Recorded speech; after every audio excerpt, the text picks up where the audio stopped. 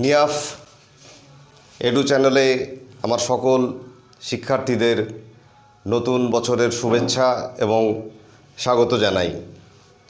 আমি এই ধরনের ক্লাসে খুব নতুন, ফলে অভিজ্ঞতা খুব কম, তবে যেটুকু অভিজ্ঞতা আছে তা নিয়ে তোমাদের সামনে আজ আমি উপস্থিত। আমি যেটা আজকে বোর্ডে লিখেছি সেই সম্পর্কে একটা ধারণা দিচ্ছি। আসলে ইংরেজি সহজে শিখতে এই যে উল্লিখিত যে 5টি বিষয়, এটা জানা খুব জরুরি প্রাথমিকভাবে। এটা নানান ব্যাপার আছে, সেগুলো তোমরা আস্তে আস্তে শিখবে, কিন্তু এই 5টা ধারণা প্রাথমিকভাবে খুব দরকার। এবং এই 5টা বিষয়ের উপর ধারণা জন্মালে ইংরেজি পড়তে এবং জানতে একটা আগ্রহ তৈরি হবে। সেই জন্যই আমার এই প্রয়াস। আমি মোটামুটিভাবে সিদ্ধান্ত নিয়েছি যে এই ধরনের অনলাইন ক্লাস সপ্তাহে 2টি বা 3টি, ম্যাক্সিমাম 4টিও আমি দিতে পারি। খুব ছোট ছোট ক্লাস, যাতে তোমাদের শিখতে সুবিধা হয় সেই রকম করি। একদম প্রাথমিকভাবে যেভাবে শেখাই সেভাবেই আমি শেখাবো। তোমাদের কাছে আমার একটা বিশেষ বলার, যে তোমরা আমার ক্লাসের উপরে বা পড়ানোর ব্যাপারে একটু মন্তব্য করবে, আমাকে জানাবে, আর ভুল হলে সেটা ধরিয়ে দেবে।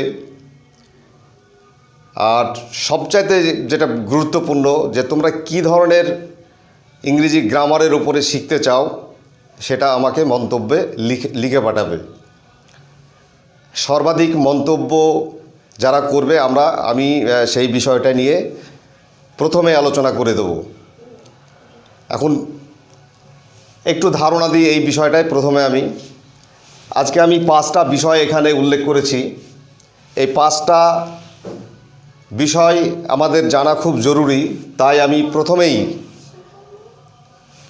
এইগুলোকে নিয়েই আমি আলোচনা করছি। আমরা প্রথমত পার্সন, বাংলায় আমরা পুরুষ বলি, এইটা আমরা প্রথমে শিখব।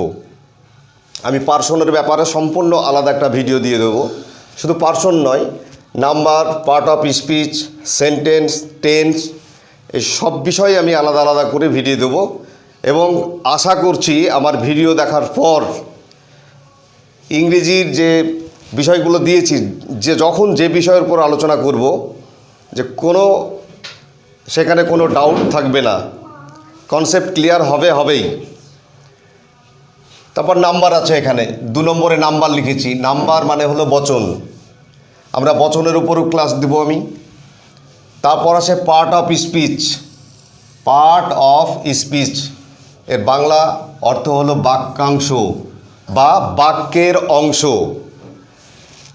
খুব গুরুত্বপূর্ণ এই বিষয়টি, আলাদা করে আমি ক্লাস দেব, পরপর দিয়ে দেব। তারপরে দেখব আমরা সেন্টেন্সটাকে।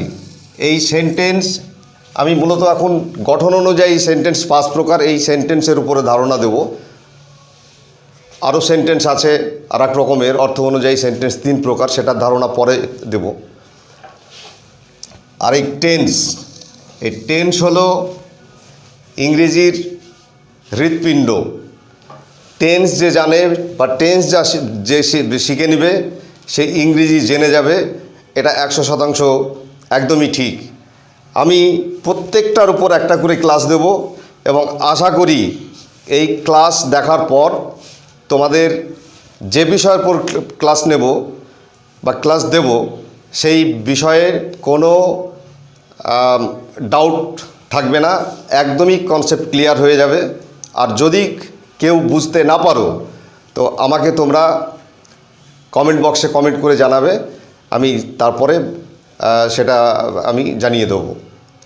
আর বিশেষ করে বলার, আমি নতুন, আমি অনভ্যস্ত এসব করতে।